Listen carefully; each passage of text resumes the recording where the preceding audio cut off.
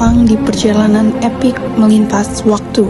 Dalam 10 menit ke depan, kita akan menjelajahi perkembangan peradaban manusia dari kejayaan Yunani kuno hingga dunia modern yang penuh inovasi. Bagaimana semua kerajaan menjadi fondasi negara modern, serta siapa saja tokoh-tokoh besar yang membentuk sejarah. Mari kita mulai perjalanan ini.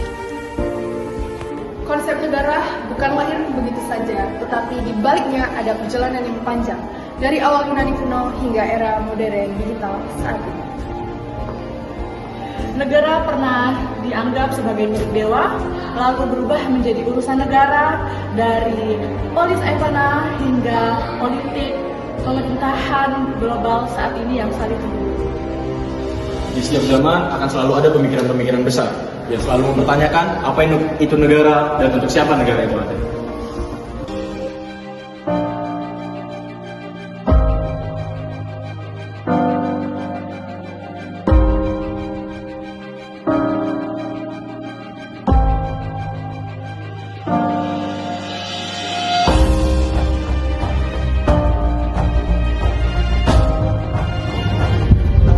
Di zaman Yunani kuno, khususnya di Athena, lahirlah sebuah konsep awal negara yang disebut polis.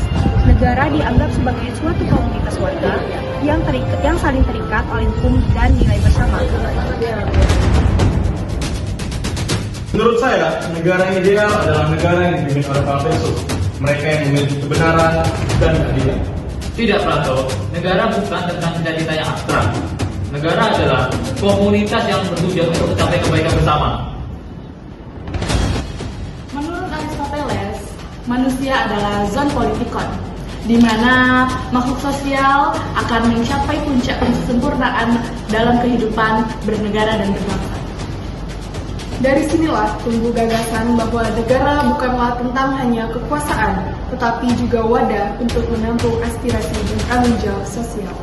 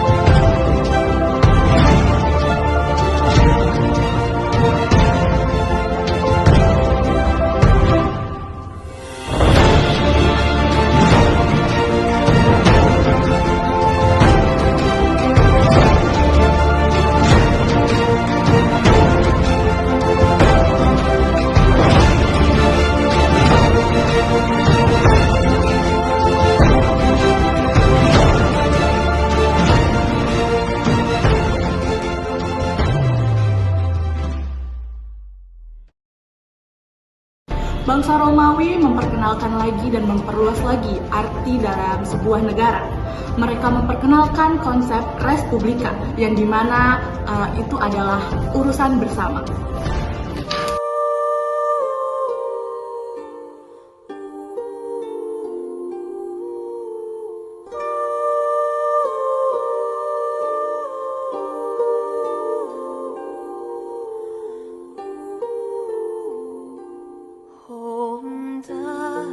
Namun, setiap kejayaan memiliki akhir. Pada tahun 476 Masehi, Kekaisaran Romawi Barat jatuh akibat invasi suku barbar dan masalah internal. Dunia memasuki abad pertengahan, masa yang sering disebut sebagai zaman kegelapan. Namun, di tengah kekacauan, Gereja Katolik menjadi kekuatan besar yang menyatukan Eropa. Feodalisme mendominasi struktur masyarakat, di mana raja, bangsawan, dan petani hidup dalam hierarki yang kaku.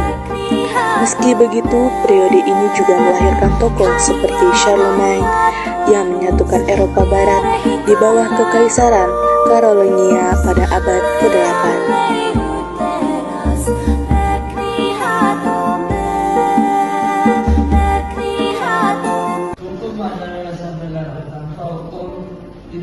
keadilan. Namun, tanpa kekuasaan, hukum hanyalah omong kosong. Di abad pertengahan, negara mulai menyatu dengan gereja. Raja dianggap sebagai utusan Tuhan atau atas kehendak Tuhan. Di era inilah politik dan teologi mulai menyatu.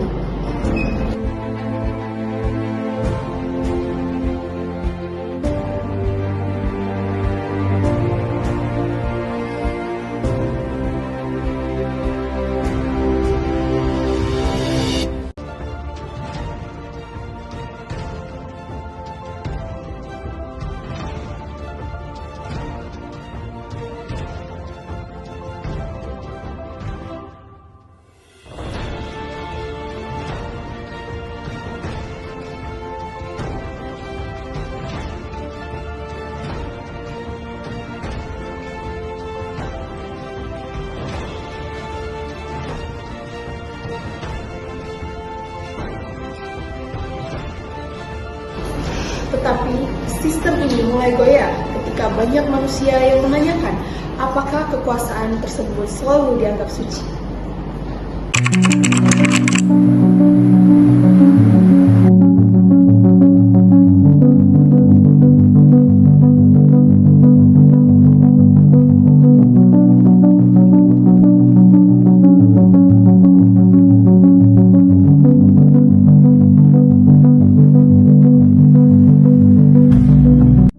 Pada abad ke-14, Eropa memasuki sebuah masa yang menjadi titik balik sejarah, yaitu masa Renaissance. Re berarti lagi dalam bahasa Latin, Naissance berarti terlahir dalam bahasa Prancis. Jadi, Renaissance adalah terlahir kembali.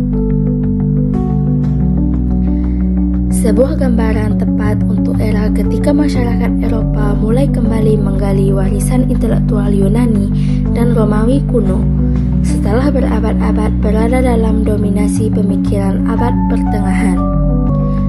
Kebangkitan ini paling terasa di kota-kota Italia seperti Florence, Venesia, dan Milan, serta pusat seni seperti perdagangan dan gagasan baru. Dari sinilah muncul sosok-sosok jenius yang mengubah cara manusia untuk melihat dunia. Salah satu yang paling menonjol adalah Leonardo da Vinci. Ia bukan hanya seorang pelukis terkenal lukisan Mona Lisa, tetapi juga ilmuwan, penemu, dan filsuf. Melalui sketsa anatomi, rancangan mesin terbang, serta catatan-catatan ilmiahnya, Leonardo memperlihatkan hubungan erat antara seni dan sains, yaitu sebuah pola pikir yang menjadi dasar perkembangan ilmu pengetahuan modern. Di bidang politik, muncul filsuf terkenal bernama Niccolo Machiavelli. Dengan karya terkenalnya yaitu dalam buku The Prince, berbeda dari pemikir sebelumnya, Machiavelli menulis berdasarkan realitas, bukan idealisme. Ia menegaskan bahwa seorang pemimpin harus memahami situasi nyata, mengambil keputusan tegas, dan terkadang melakukan langkah sulit demi stabilitas negara.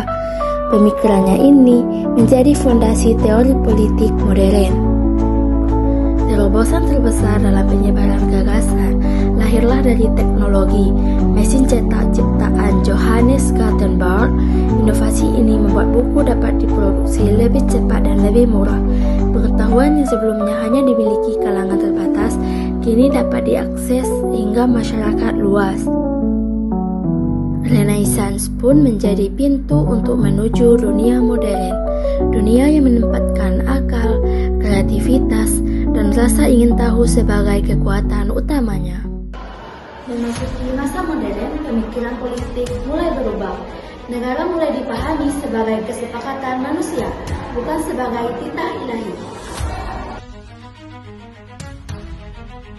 Negara yang kuat hanya bisa berdiri dengan kekuasaan yang tegas. Penguasa harus berani, lebih baik ditakuti daripada dicintai. Tanpa negara yang berdaulat, manusia akan hidup dalam kekacauan. Manusia akan menjadi serigala bersamanya, atau biasa disebut dengan homo homines lupus. Saya tidak sepakat negara itu adalah dari kontrol sosial. Negara harus menegakkan HAM. Pemikiran-pemikiran ini menjadi fondasi munculnya demokrasi modern, revolusi kemerdekaan, dan konstitusi. Masuk ke abad 19 dan 20, dunia menyaksikan revolusi industri yang mengubah cara manusia hidup. Tokoh seperti Thomas Edison dan Nikola Tesla membawa inovasi listrik yang membentuk masyarakat modern.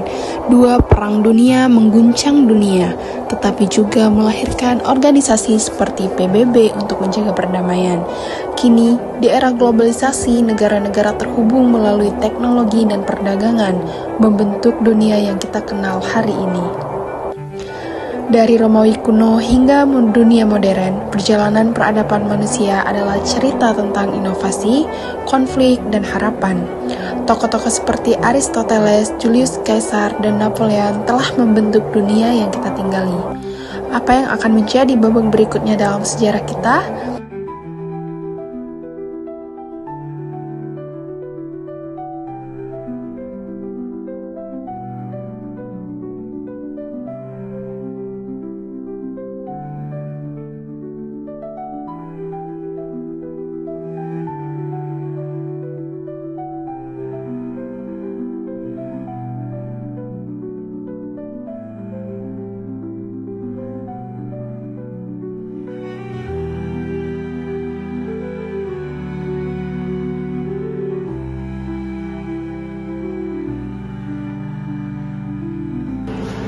Oleh karena itu, negara modern sekarang tidak dianggap lagi milik raja, tetapi milik rakyat. Konsep negara akan selalu berkembang, namun tujuannya tetap sama, yaitu menciptakan kehidupan bersama yang adil dan bermartabat.